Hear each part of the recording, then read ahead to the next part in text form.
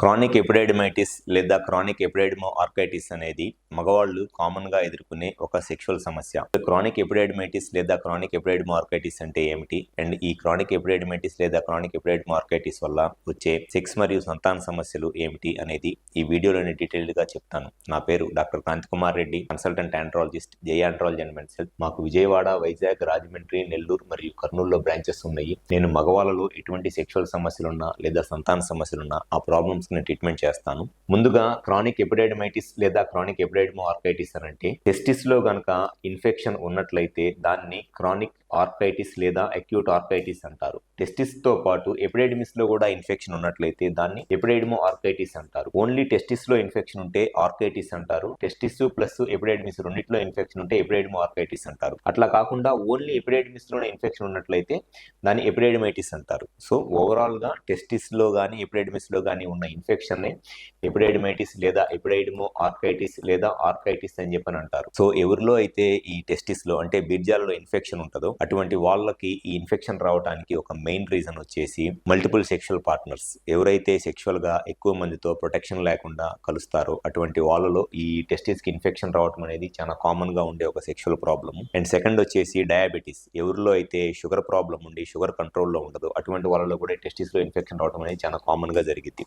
And third reason వచ్చేసి పెన్నిస్ పైన ఉన్న ఫోర్ స్కిన్ టైట్ గా ఉండి స్కిన్ వెనక్కి వెళ్ళక సెక్షువల్ గా ఇబ్బంది పడుతున్నారు, లేకపోతే ఆ స్కిన్ దగ్గర ఇన్ఫెక్షన్ వచ్చేస్తుంది. దాన్ని బెలనైటిస్ లేదా బెలనోపోస్థైటిస్ అంటారు.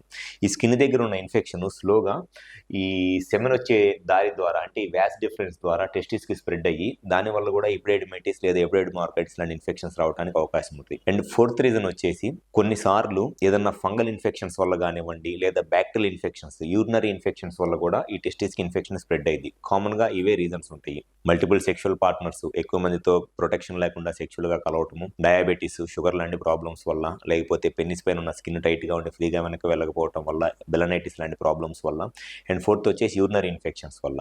సో ఎవరిలో అయితే ఈ టెస్టిస్ లో ఇన్ఫెక్షన్ ఉంటుందో, ఎపిడైడిమైటిస్ లేదా ఎపిడైడిమో ఆర్కైటిస్ లాంటి ఇన్ఫెక్షన్ ఉంటుందో వాళ్ళకి వచ్చే మెయిన్ సమస్య ఏమిటి అనంటే టెస్టిస్ బాగా పెయిన్ గా ఉండటము, బరువుగా ఉండటము, అండ్ ఎక్కువసేపు నుంచున్నా లేకపోతే కొంత డీహైడ్రేట్ అయిపోయినా సరే టెస్టిస్ కంటిన్యూస్ గా పెయిన్ గా వచ్చి అనీజీగా ఉండటము, కంటిన్యూస్ గా వాళ్ళు చేత్తో టెస్టిస్ ఇట్లా పైకి లాక్కుంటా ఉంటారు, అండ్ ఎక్కువసేపు నుంచోలేరు, ఎక్కువ బరువులు ఎత్తలేరు, ఇట్లాంటి సమస్యలు ఇబ్బంది పడతా ఉంటారు. అండ్ నెక్స్ట్ ప్రాబ్లం వచ్చేసి ఎవరిలో అయితే ఈ టెస్టిస్ లో ఇన్ఫెక్షన్ ఉంటుందో టెస్టిస్ లో కనుక ఇన్ఫెక్షన్ కరెక్ట్ గా ట్రీట్మెంట్ చేయించుకున్నట్లయితే స్లోగా టెస్టిస్ డ్యామేజ్ అయిపోయి ఈ టెస్టిస్ నుంచి వచ్చే స్పర్మ్ కౌంట్ బాగా తగ్గిపోయింది. ఈ స్పర్మ్ కౌంట్ తగ్గిపోవటం వల్ల వాళ్ళు ఇన్ఫర్టిలిటీ అంటే పిల్లలకి ఇబ్బంది పడుతూ ఉంటారు. టెస్టిస్ కి ఇన్ఫెక్షన్ వచ్చి స్పర్మ్ కౌంట్ తగ్గిపోవటం వల్ల అది ఫస్ట్ ప్రాబ్లం.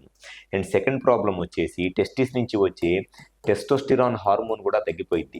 ఈ టెస్టోస్టిరాన్ హార్మోన్ అనేది మగవాళ్ళకి కావాల్సిన ముఖ్యమైన సెక్షువల్ హార్మోన్. ఒకవేళ కనుక టెస్టిస్కి ఇన్ఫెక్షన్ వచ్చి టెస్టోస్టిరాన్ హార్మోన్ తగ్గిపోయినట్లయితే దానివల్ల అంగస్తంభన సమస్య, శీఘ్రస్ఖలనం లాంటి సెక్షువల్ ప్రాబ్లమ్స్తో కూడా ఇబ్బంది పడతారు. సో ఈ టెస్టిస్కి ఇన్ఫెక్షన్ రావటం అంటే ఎపిడైడిమైటిస్ లేదా ఎపిడైడిమో ఆర్కైటిస్ లాంటి ఇన్ఫెక్షన్స్ వచ్చినప్పుడు దాన్ని కరెక్ట్గా అసలు ఆ ఇన్ఫెక్షన్ రావడానికి గల కారణం ఏమిటి అనేది కరెక్ట్గా తెలుసుకొని ఎంత తొందరగా ట్రీట్మెంట్ చేయించుకుంటే టెస్టిస్ డ్యామేజ్ అవ్వకుండా ఉంటుంది. అండ్ ఫ్యూచర్లో ఈ సెక్షువల్గా అంగస్తంభన సమస్య, శీఘ్రస్ఖలనం లాంటి సెక్షువల్ ప్రాబ్లమ్స్ రావు. అండ్ దాంతోపాటు స్పర్మ్ కౌంట్ కూడా దెబ్బతినకుండా ఉంటుంది కాబట్టి సంతాన సమస్యలు కూడా రాకుండా ఉంటాయి.